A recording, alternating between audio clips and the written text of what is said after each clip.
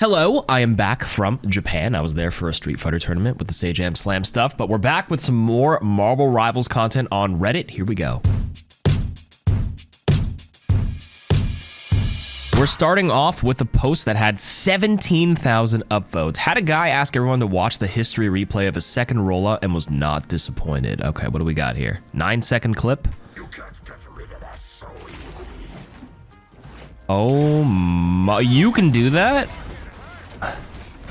Did you see the distance of that slam? Oh my god. All right, so I guess for the Venom mains who want to know, or for the audio listeners, this is the Spider Islands map. Venom on defense, grapples underneath the bridge, swings up, lets go, and then hits diving slam over this rooftop all the way to the first point. That is very impressive. That is one hell of a rollout. Dude, the enemy team didn't even notice he was there. Oh my gosh. I actually think there's a whole subreddit and there's a bunch of Venom mains that know a lot of rollouts to get back to the point very quickly. I work with a guy named Andrew back in Overwatch for like an Orisa video, and he's been popping off on Rivals on Venom, and he does a bunch of rollouts all the time. I'll show a few of them right now. So shout outs to Why Andrew. Did he rename himself? No, he's still Andrew OW on Twitch. But here's one for the Venom mains to learn. Here we go. Comes out of spawn, left door. Grapple the top there, swing, and you get through the little hole, and you're back on the payload in like 5 seconds. Actually crazy. That one's very useful. Here's the next one to learn. This is the one, the Loki map, the domination Loki map. I forgot what it's called. Yggdrasil. Grapple underneath, and you hold jump, and then you can bunny hop. So one more time. Come out of spawn, grapple right on top of this little stairwell, or underneath, sorry, the base of the staircase. Right here. The more important thing is holding jump right there, so you bunny hop through the window and then you slam and you're instantly back on the point. Very nice. Okay, here he is. This is the Hydra base one. Oh wow, right side swinging across the map. Oh, wait, never mind. This isn't. I actually think this probably works. He just did it wrong. I actually don't think I've ever gone to this edge of this map. What the heck is this? What is back here? There's a health pack back there? Oh my god. Anyways, Venom mains and Venom rollouts are going to be probably the next level of advancing in this game. The longer the game goes on, people are going to figure out new techs and new things to min-max and optimize their character. Next post, 9,000 upvotes. I've been hearing this is the ranked experience for many. Is this true? This is basically play whoever you want, just do well, is what people will say between bronze to platinum. And then people in diamond and grandmaster get very angry with whatever you pick. And then when you get to celestial, eternity, or one above all, people say the same thing again. Play whoever you want, just as long as it fits in the comp and you do well. I would say this is pretty true for the most part, although the middle ranks like Diamond and Grandmaster, this is the part where like you could argue it could stretch between Platinum or early Celestial. Isn't this what they call the Dunning-Kruger effect? Okay, the Dunning-Kruger effect is a cognitive bias where individuals with low competence in a specific area overestimate their abilities, while those with high competence may underestimate their abilities. So here's basically what they're trying to say here. Here's a visualized, easy graph of the Dunning-Kruger effect. This is where like people aren't really too sure between bronze, silver, gold, and maybe platinum.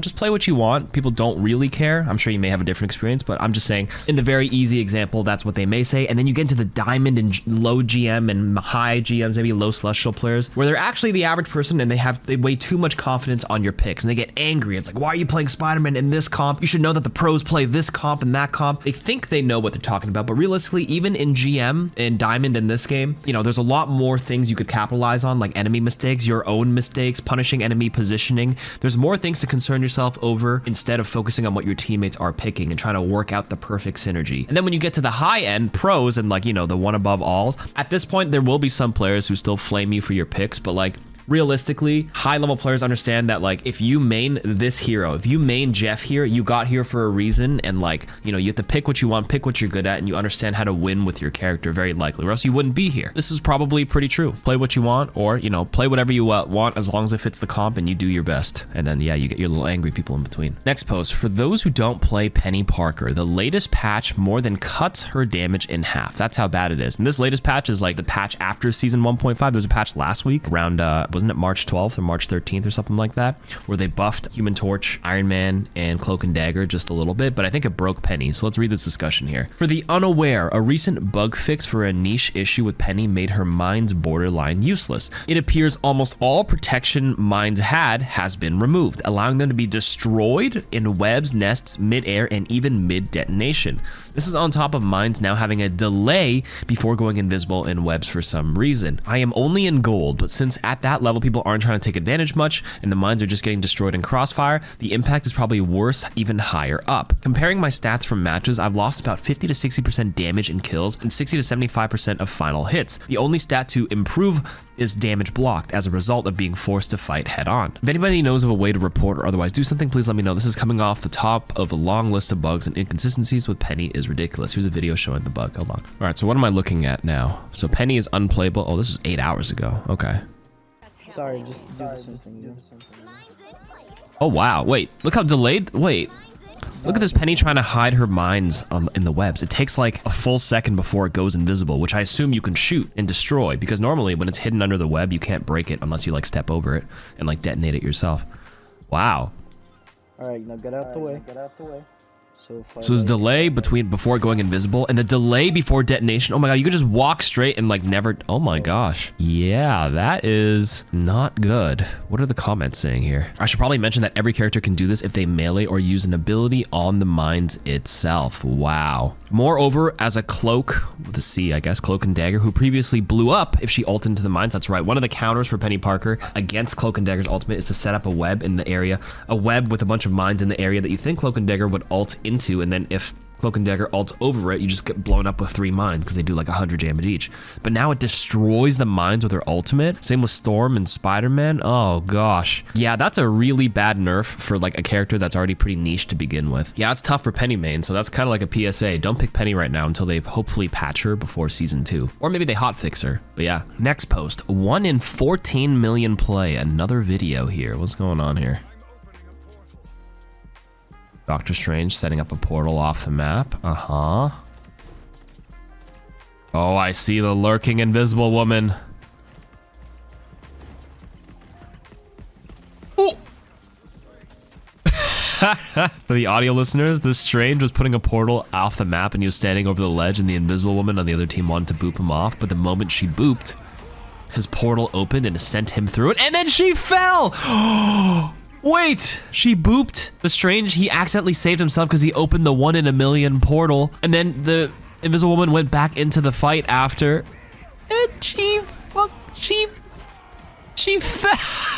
Oh, actually, not even 1 in 14 million. This is a good title. This is a great funny play. I love it. Next post says, why Loki can't use Invisible Woman's ultimate at the same time with another Invisible Woman? You mean on the same team? Because an enemy Invisible Woman ult and yours can be used at the same time. Okay, the question is, Loki can use other strategist ults at the same time with them. He can dance off with other allies or enemy Lunas, but when 2 enemy Invisible Womans can use their ults at the same time, copying Loki can't if there is an active Invisible Woman ult. It's interesting, and why? Okay, I was struggling to read that, but I assume English isn't your first language. So they're saying, why can you not use Invisible Woman's ultimate as a Loki when your Invisible Woman already ults? And they're saying, obviously, if you copy a Cloak and Dagger on your team and like your Cloak and Dagger ults, you can still ult. Your Luna can dance, and then I can also dance as a Loki copied Luna. But Invisible Woman, it doesn't allow you to do it. You get this little thingy that says an invisible boundary already exists. And I would like to assume this is probably just a technical problem where there may be some edge cases where like it may break the game with like you going invisible in one invisible boundary and then you stand into like another invisible boundary and it like glitches and then you end up being permanently invisible. I'm sure they probably tested it at some point and they're like, you know what, let's just not have that happen. Or maybe there's like another example in the game that has it where you can't have 2 at the same time, which is Doctor Strange portals. You can't have 2 Strange portals on at the same time. For example, if my Strange opens a portal and I'm a Loki and I copy him, that Strange portal is shared between the whole team. So you can't just infinitely have a Strange portal in.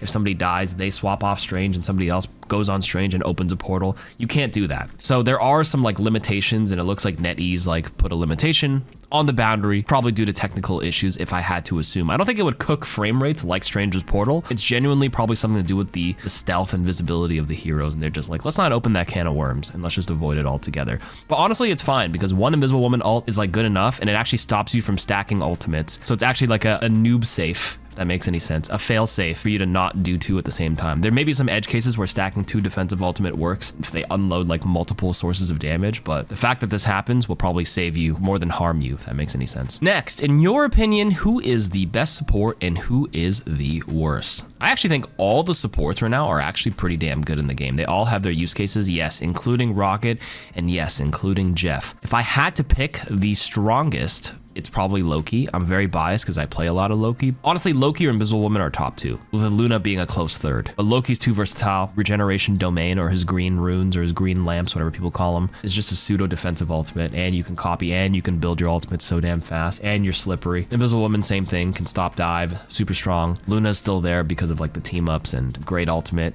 People are learning the damage boost with their ultimate now to combo with like Namor's ult, Moon Knight ult, or a Venom ultimate to kill stuff. Adam got buffed this patch. Cloak just received a small buff. People would argue Jeff is probably the weakest support, but I would say he is if he doesn't have the Luna team up. If they're actually both slipping through and you play Jeff with Luna and you play like the DPS flanking Jeff, he's actually pretty damn underrated because he doesn't die. Remember, when you play against like a lot of the dive meta right now, if you die to dive, like you add 0 value to your team for like the next 20 seconds because you have to have a 10-second plus respawn plus walking back to the fight. As long as you stay alive, you're still adding value to your team, and Jeff is slippery enough to do that and gives you, at least some baseline value, especially if you're just playing, Invisible Woman and dying on cooldown to dive and you don't know how to deal with it. Like, Jeff can survive, and surviving is like an underrated thing. But if I had to choose, I'd actually pick Jeff and then Rocket and then honestly Cloak. But Cloak got rebuffed a little bit this patch because I think Cloak, it just kind of falls flat when compared to these other 3 at the high end, but I think she's a very easy baseline value support for most people, so like, it's fine. But that's just my opinion. All of them are pretty viable in their own way. Next, does anyone else think Magneto's ult should just fire by itself once it's overloaded? It just makes more sense to me as opposed to having the ultimate be completely useless, aside from just protecting your team from some incoming damage for half a second. Well, it's like, isn't it like 3-second windup? Anyways, just make it fire anytime, anywhere in your LOS, or make it so you can actually see the overload meter instead of it being tiny AF. I think the UI in the center is like not very, you may not notice it, but maybe just a setting to like make the UI a little bit bigger. But like, I think it's actually kind of good that it pops if you have it overloaded. So you have to understand and you have to weigh the risk and reward versus when to like let it go at the perfect time before it blows up. I actually don't think they should add this because I think Magneto's closer to a nerf rather than a buff for his ultimate, because I think he's too versatile. He's very good. The ultimate's already great on its own. This just simplifies and noobs down the hero more than he needs to be. I think having the agency and like understanding how much you can absorb is part of like learning that hero. I'm learning how much you can absorb the Punisher ult or the Star-Lord ult before like, enemies shoot it. Like, it's one of the good counterplays, to actually pop the Magneto ult, or else it's guaranteed value every time where like it's gonna overload because they have so much stuff shooting in it. So I'm just gonna stare at somebody, and if somebody pops it, it'll just fire on its own. I don't think that's good. I think that makes him too good. And finally, this post says, what is a high rank? Oh, this is a graph for rank distribution. I saw a lot of people tweet and post about this. This is a lot of upvotes, excuse me. What constitutes a high rank? Discussion. I'm looking for opinions on where the line is drawn between low, mid, and high ranking players. Obviously, there are 9 ranks, so this can be distributed even in 3 ways, but I'm very skeptical about saying that both Platinums and GMs are on the same level, being defined as mid-ranking players. Furthermore, I understand that rank isn't everything, and some roles and characters are easier to play and rank up with than others, but just out of my own curiosity, what do you guys think? So this is a graph, 3.8 million players grabbed from the data here. For PC only, you can see Bronze 3 has 1.2 million players. I think this is people who don't play ranked. So whenever you see your percentage and your ranking compared to the entire player base, you are also being compared to people who probably do not play ranked, which kind of skews the data first and foremost. Also, it says 547 people in top 500, which is one above all, but I think that's because like the ranks refresh every like 24 hours, and some 47 people got pushed in and 47 people are about to be knocked out the next time it updates. I would say this is probably pretty accurate. This is publicly scraped data. And I think my answer, if you're asking for my opinion, is that low, mid, and high ranks, the goalposts move depending on who you ask. You ask any big egotistical one above all or eternity player what's a high rank, it's anybody who's not in eternity is a low rank to them. Celestial 1, you're a low rank, because people like to move the goalposts, like I said. If they're one above all, if you're in eternity, you're trash. You know what I mean? In my opinion, I call these the metal ranks. This is what people call it in Overwatch. Like bronze to platinum is low rank, but like, higher platinum can be considered like pretty borderline between like in the middle of the ranks. And I would also assume platinum, maybe high plat 1 to like GM2, maybe like the mid ranks for me. And then I think GM1 to and onwards, or even honestly Celestial. You know what? My personal goalpost would be Platinum 1 to GM1 is the mid ranks. And then the quote unquote higher ranks where you actually get what, 13,000, 17,000, 20, like 22,000 people out of 3.8 million players being high rank. That works for me. I think so. And now you can actually see here, there's like 49, 70, 82,000 people in GM. And apparently everybody on Reddit is in GM, and GM in other games is usually the title that people attain right before they reach like the highest level. So like this is GM in name itself, but there's literally 3 ranks beyond it. It is only in the title in this game where everybody claims they're GM and it feels good to say and stuff like that. But I do think in this game specifically, if this was renamed, like I think somebody said in the comments, like if this rank was renamed Sentinel or something, then nobody would bat an eye, or Ascendant or Emerald, then people wouldn't really say. But because it's GM in title sounds really nice, it's like as a GM player, blah, blah, blah, blah. But nobody really says like as a Sentinel player, as an Emerald player, I think this, that. Because it feels like it gives you some merit into what you're saying. And I mean, realistically, you are very high ranked, right? You were like, 50,000, top 50,000 amongst 3.8 million players. That's pretty solid. Yeah, high rank to me, probably Celestial 3 onwards, or even Celestial, because a lot of people might just hit Celestial and just camp this rank. So maybe even Celestial 2 onwards. You can even see I'm doing it. I'm moving the goalposts the more I speak about it. So at the end of the day, who cares what a high rank is? Just play your best and pop off in the game and enjoy and, feel good at the same time. That's all I got to say. I think that's all I got for this week. I'm just refixing my sleep schedule and my jet lag. Thanks for listening to me yap. See you next week. Goodbye.